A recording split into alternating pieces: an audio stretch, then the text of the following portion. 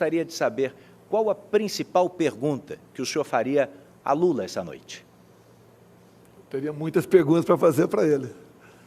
Eu acho que a mais importante é sobre aposentadoria. Nós temos uma massa grande de aposentados, pensionistas, servidores, aposentados rurais, entre outros. O Lula nunca foi afeto ao mercado, nunca teve preocupação em colocar bons ministros da economia. E, aliado a isso, tivemos uma corrupção sem tamanho no governo Lula. E quando se fala em aposentado, eu queria citar aqui os aposentados dos Correios, os aposentados da Petrobras e também da Caixa Econômica Federal. Como é que ele tratou os aposentados? Ele nomeou para os respectivos fundos de pensão, para administrá-los, pessoas que, na verdade, eram bandidas.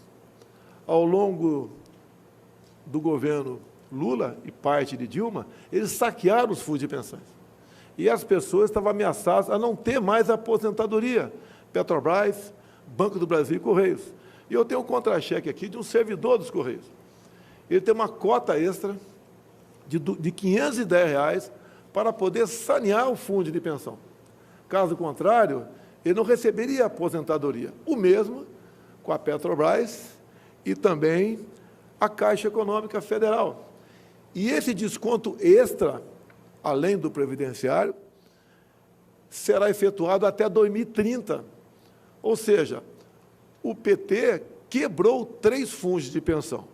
E dizer a vocês, pessoal do BPC, os aposentados, o pessoal da nossa Previdência, servidor público, civil e militar, a administrar o Brasil dessa maneira, e como ele não gosta de mercado, ele não é ligado à economia, haja visto que até o momento ele sequer sinalizou para todos nós quem seria o seu ministro da Economia. Isso tudo seria quebrado em poucos anos. Se o PT voltar a administrar o Brasil, ele vai quebrar tudo aqui no Brasil. E, obviamente, os fundos de pensão. Obviamente, o dinheiro que nós arrecadamos para pagar você, aposentado rural, você, aposentado do INSS, você, servidor público, civil e militar. E eu perguntaria para ele, Lula, você não deveria estar em casa, já que você foi agraciado por amigo lá do Supremo Tribunal Federal? Você não tem vergonha de deixar esse legado para nós e estar disputando uma eleição novamente? Presidente, que avaliação o senhor faz da atitude do ex-deputado Roberto Jefferson, hoje pela manhã, que recebeu a bala agentes da Polícia Federal que tentavam efetuar a prisão dele depois das ofensas à ministra Carmen Lúcia do Supremo e também do descumprimento das medidas que definiam a prisão domiciliar dele. Eu pergunto, o senhor teme que isso respingue negativamente na sua campanha? E mais, o que é que o senhor diria ao eleitor que insiste em apoiar atitudes como a do ex-deputado? Olha, tão logo tomei conhecimento, foi feito contato com o ministro da Justiça, que é um delegado da Polícia Federal, Anderson Torres, para que ele acompanhasse o caso, se deslocasse para perto do episódio, como ele foi para Juiz de Fora, e disse para ele que o tratamento dispensado ao senhor Roberto Jefferson deveria ser o de bandido, porque quem atira em policial, bandido é. E, obviamente, eu não poderia falar nada mais com a imprensa, porque a captura do Roberto Jefferson estava em andamento. Obviamente, se eu tivesse falado qualquer coisa mais cedo para a imprensa, a não ser uma nota que eu dei nos meus tweets, tá, eu poderia estar comprometendo o bom andamento da operação.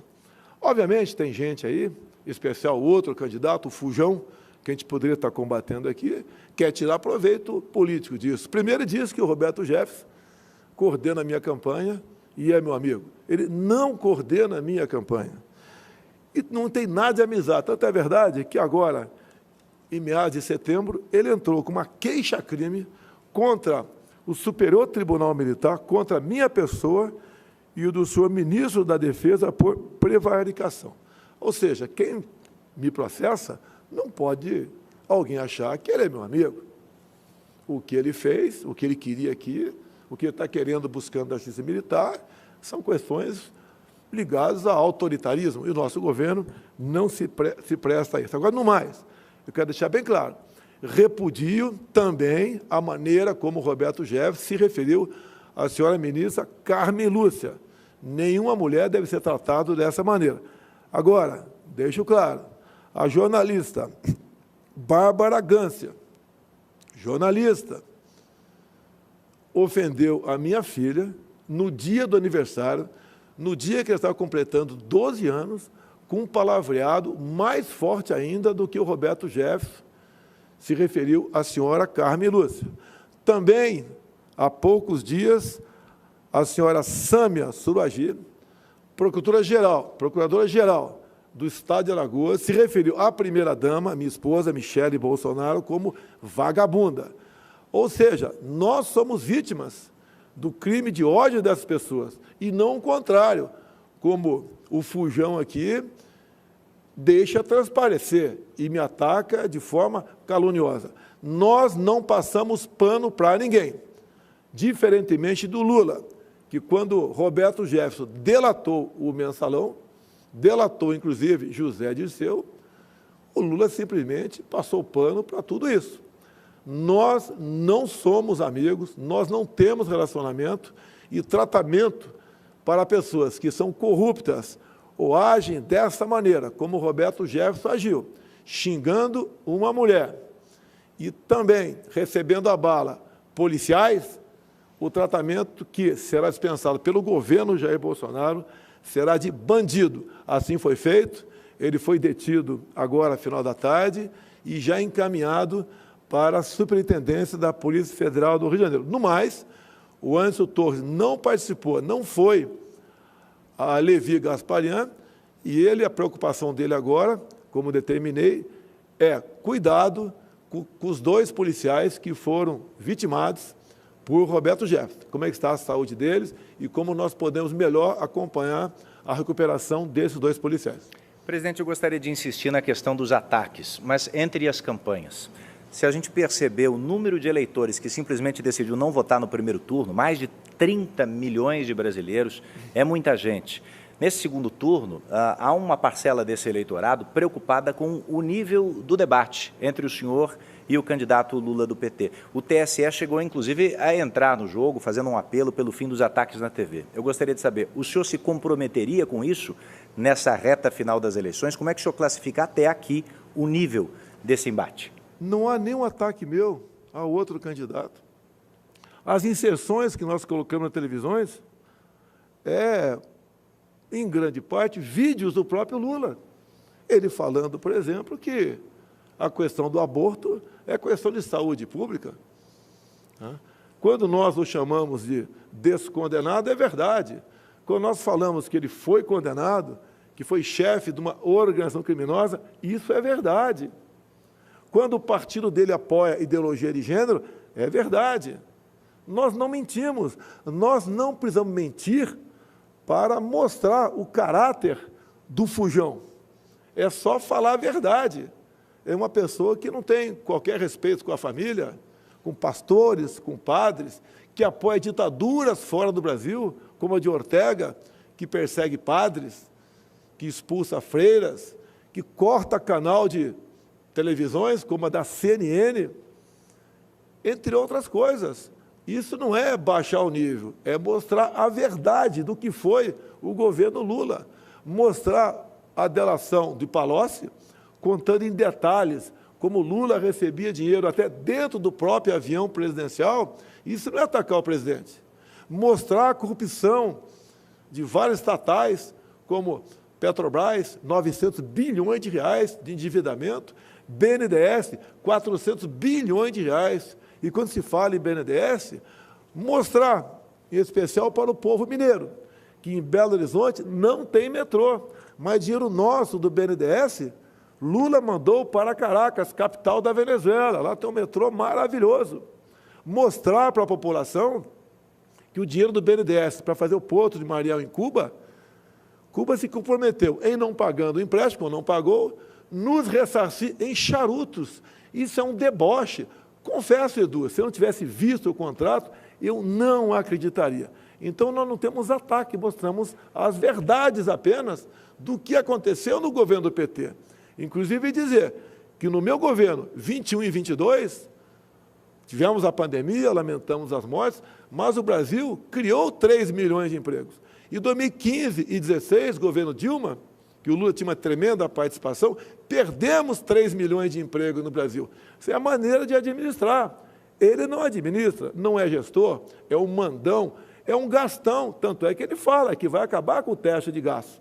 Ou seja, é aquela pessoa em casa que vai falar, olha, eu vou gastar mais com o arrecado, se faltar dinheiro eu pego empréstimo, recorro à agiota, isso acaba um dia, leva à falência aquela pessoa. É a mesma coisa no Brasil. Se o Lula continuar administrando o Brasil como fez nos seus 8 anos e mais 6 de Dilma, o Brasil quebra.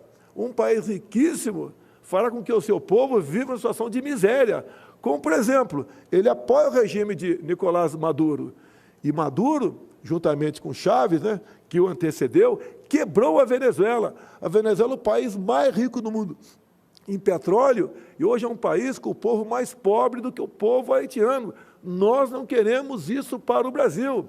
Então, quando você fala em estilos, primeiro me acusam de tudo. Tudo eu sou responsável. Tudo tem um motivo para me acusar, para buscar o desgaste. E você, eleitor?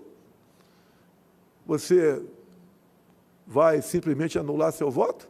Você está ajudando o Lula a ter mais votos nas urnas. É o momento de você decidir, fazer um filtro, quem está falando a verdade ou não. Nós estamos sempre mostrando fatos. E eu estou mostrando um fato gravíssimo. Ele quebrará o Brasil. O próprio Henrique Meirelles falou há pouco, em matéria, se eu não me engano, no Poder 360, onde ele diz que não decidiu ainda pelo futuro ministro da Economia. O mais possível, segundo Meirelles, é que ele adote uma política econômica semelhante ao da ex-presidente Dilma Rousseff. Lá atrás, o Palocci foi o ministro voltado para a corrupção. E o da Dilma, o Manteiga, foi para, simplesmente, a péssima gestão. Tanto é que o Brasil entrou em recessão em 2015 e 2016.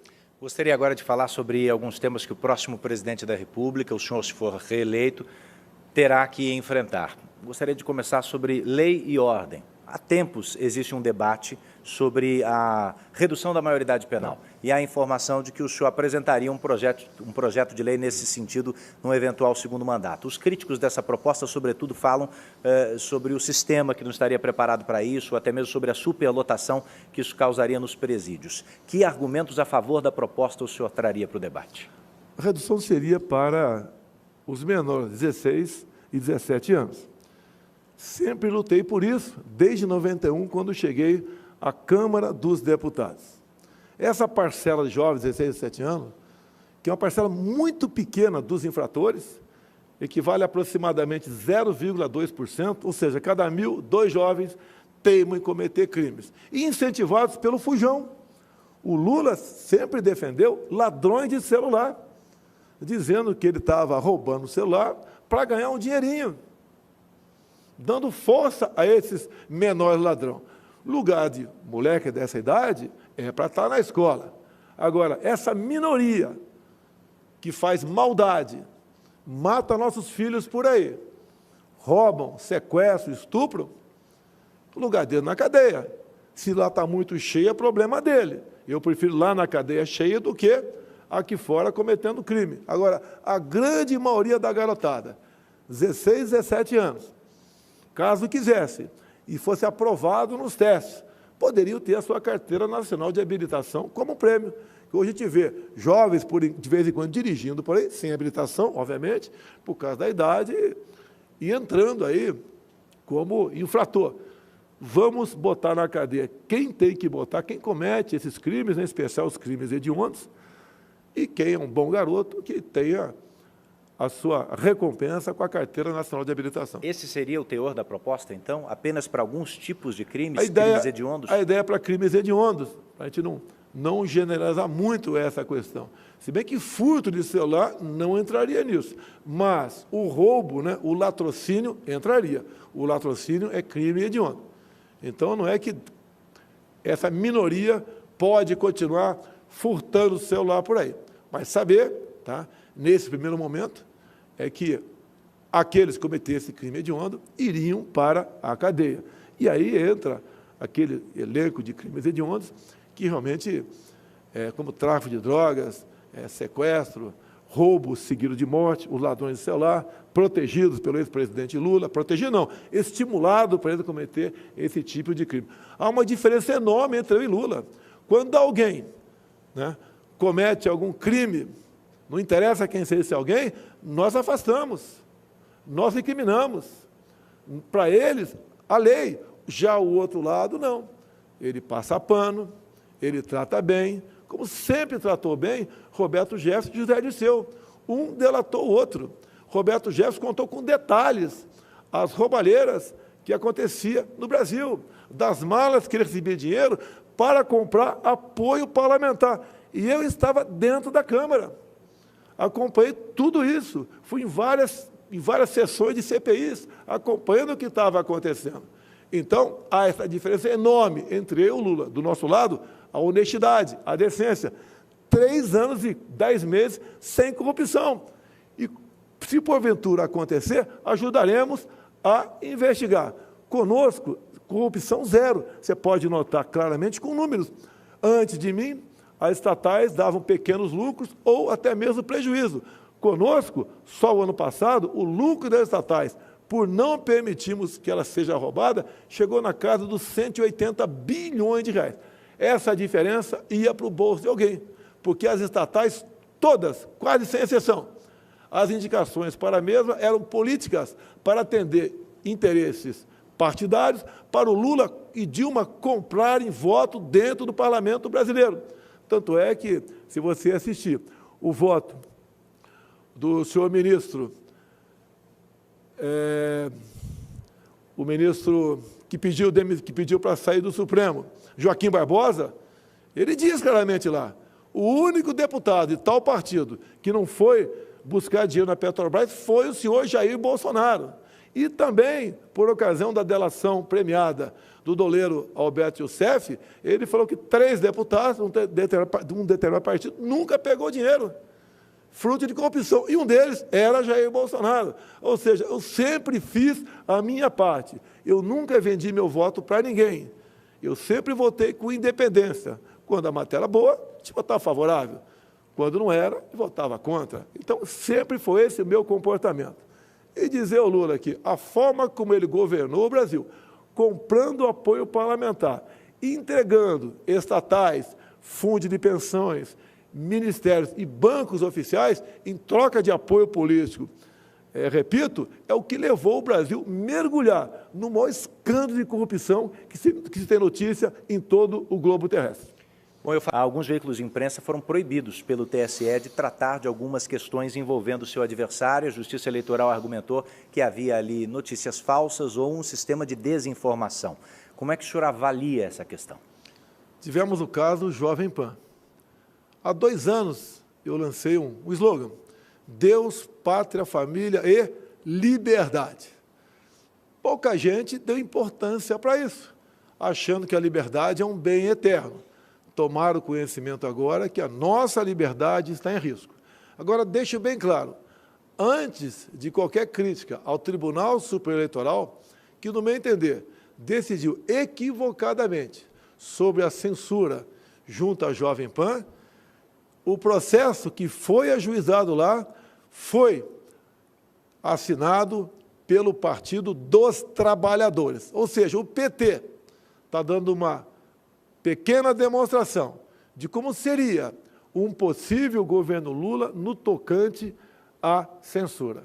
E olha, Eduardo, o artigo 220 da Constituição, quando fala liberdade de expressão, é taxativo, que nenhuma lei pode ser criada para cercear o nosso direito de defesa, o de vocês, da imprensa, obviamente, sob qualquer pretexto. Lamentável a decisão do TSE, mas mais lamentável ainda o PT, que provocou o TSE com essa censura em cima da TV e rádio Jovem Pan. Eu gostaria de saber o seguinte, se o senhor tem essa popularidade esse capital político numa eventual vitória no segundo turno. A minha pergunta é, o senhor está satisfeito com o orçamento secreto? Porque o senhor teria, em tese, condições, inclusive, de maioria no Congresso para redistribuir o controle desse dinheiro. Vai lidar como com isso? Eu perdi poder. Para esse ano serão aproximadamente 19 bilhões de reais, que quem vai distribuir pelo Brasil vai ser o relator. Ele pode achar que tem seus méritos tocante a isso. Eu penso de maneira diferente. Não é o poder pelo poder. Creio que nós possamos melhor distribuir esse recurso. O que é secreto nele é o nome, são os nomes dos parlamentares que indicam o recurso junto ao relator, e o relator apenas notifica o respectivo ministro nosso e ele encaminha esse dinheiro para estados e municípios. Agora, quando falo em nomes, consegui aqui, entrego para você, se me permite, 13 nomes de petistas que usaram desse orçamento dito secreto. Eu falo dito que, na verdade, não tem nada de secreto. É uma lei que foi votada lá no Congresso, eu vetei a lei e o Congresso derrubou o veto.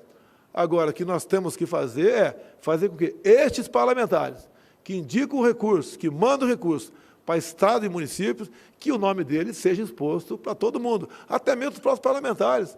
Eu fico preocupado, porque eu já fui parlamentar, e eles mesmos não sabem quem o seu colega está indicando para quem. Isso daria aproximadamente aí 16, 17 milhões para cada um por ano. Tem parlamentar que eu sei recebe 2 milhões, outro recebe 200 milhões de reais. Não tenho poderes sobre orçamento secreto. Se eu fosse dono deles, como o PT diz, né? Se bem que o PT, todos os parlamentares do PT votaram para derrubar o veto. Eles foram favoráveis ao orçamento secreto, usam do orçamento secreto. Se fosse para eu comprar voto, como eles dizem, jamais eu daria, né? Se bem que eu não iria comprar voto de ninguém. Mas se fosse usar o orçamento para isso, jamais daria dinheiro para quem nos ataca o tempo todo, como são os parlamentares do PT, PCdoB e PSOL. O senhor tem nomes de outros partidos também? Temos mais também, posso te passar isso daí. Não foi fácil conseguir isso, foi junto ao respectivo ministro nosso, que eles recebem o ofício do relator, mandando recurso para tal estado ou município. E conseguimos, com o trabalho, então, de cada ministro, levantar esses 13 nomes de petistas, para provar que o PT, o Lula, que me acusa de corrupção no orçamento secreto, os seus deputados têm participação e têm mandado recurso para o Estado em cima dessa rúbrica, na verdade, chamada de RP9, apelidado de orçamento secreto. Presidente, em menos de 1 minuto e meio, para o final dessa minha oportunidade de perguntar ao senhor, o senhor, um mês atrás, falou sobre como a Justiça Eleitoral teria criado dificuldades para a participação das Forças Armadas na apuração, na totalização dos votos. Minha pergunta é simples, o senhor teve ou não acesso às conclusões das Forças Armadas sobre esse relatório? Desconheço qualquer relatório por parte das Forças Armadas. Eles continuam trabalhando na busca de possíveis fraudes, por que não dizer isso? E o trabalho deles é louvável. De vez em quando eu converso com outro militar, ou melhor, basicamente com o ministro da Defesa, sobre essa questão. Eles preparam um relatório, e esse relatório será apresentado no momento oportuno. Digo, nós não temos poder de fazer auditoria nas urnas eletrônicas. Há aproximadamente 3 anos, a Polícia Federal concluiu 2 inquéritos, que foram pela linha da impossibilidade de auditar as urnas eletrônicas. A gente peça a Deus que tudo corra normalmente, mas deixo claro, as Forças Armadas têm um trabalho louvável no tocante a isso, tiveram dificuldade de colocar as nossas equipes técnicas das Forças Armadas com a equipe técnica do Tribunal Superior Eleitoral. Esperamos que tudo corra dentro da normalidade e que o vencedor realmente tem os votos que as urnas apresentam. Candidato, eu quero agradecer muito a sua presença essa noite aqui no palco desse debate, dessa sabatina, e agora o senhor tem, como previsto nas regras, 3 minutos para fazer as suas considerações finais. É muito importante. Deus, pátria, família e liberdade. Quando eu falava liberdade, eu pregava no deserto. Pouca gente dava atenção a isso. E eu sempre falei que a liberdade é algo mais importante que a própria vida. Porque um homem, uma mulher sem liberdade não tem vida. Agora vimos, então, uma ação do PT, provocada pelo Partido dos Trabalhadores, O partido do presidente Lula buscando e atingir o alvo, censurando a Jovem Pan. A mídia como um todo tem reagido contrário a isso. Ainda dá tempo. Não podemos permitir que a censura avance no Brasil. É péssimo para todos nós. Sempre tenho dito, a imprensa, mesmo errando como erra, é melhor funcionando do que fechada. E tenho dito que o meu controle sobre a mídia é a liberdade total de expressão. Mídia livre, mídia produzindo matérias. E, se essas matérias não forem boas, não forem realmente úteis, o próprio povo acaba deixando de lado aquele órgão de imprensa. Liberdade acima de tudo. No mais, como sempre falo, vivemos num país de 90% de cristãos. Nós não queremos a liberação das drogas, como o PT quer, como Lula já falou que quer. Nós não queremos a ideologia de gênero. Nós respeitamos as crianças em sala de aula. Nenhum pai, uma mãe quer que sua filha de 6, 7 anos vá no mesmo banheiro da molecada de 14, 15 anos. Escola é lugar de aprender. A educação vem em casa. Nós também não admitimos a questão do aborto. Nós respeitamos a vida desde a sua concepção. Também a propriedade privada, para nós, é sagrado. Não podemos aceitar a volta ao passado, onde o MST invadia propriedades. Dinheiro nosso, do Brasil, do BNDES, é para ser aplicado no Brasil, e não fazendo metrô lá em Caracas, capital da Venezuela, ou Porto em Mariel, ou começar a fazer uma hidrelétrica lá na Nicarágua. Dinheiro nosso é para nós, aqui no Brasil. O que nós não queremos também é a volta ao passado da corrupção deslavada, cujo chefe da quadrilha, o Fujão, que não está aqui agora. Obviamente, ele tem que agir dessa maneira, porque não tem como se explicar. No mais, no próximo dia 30, todos vamos votar. Vamos levar, convencer um amigo, um parente que votou em branco, se ausentou ou votou do outro lado, vai votar conosco, para que nós possamos realmente continuar o caminho de sucesso que o Brasil se encontra no momento. Muito obrigado a todos. Obrigado.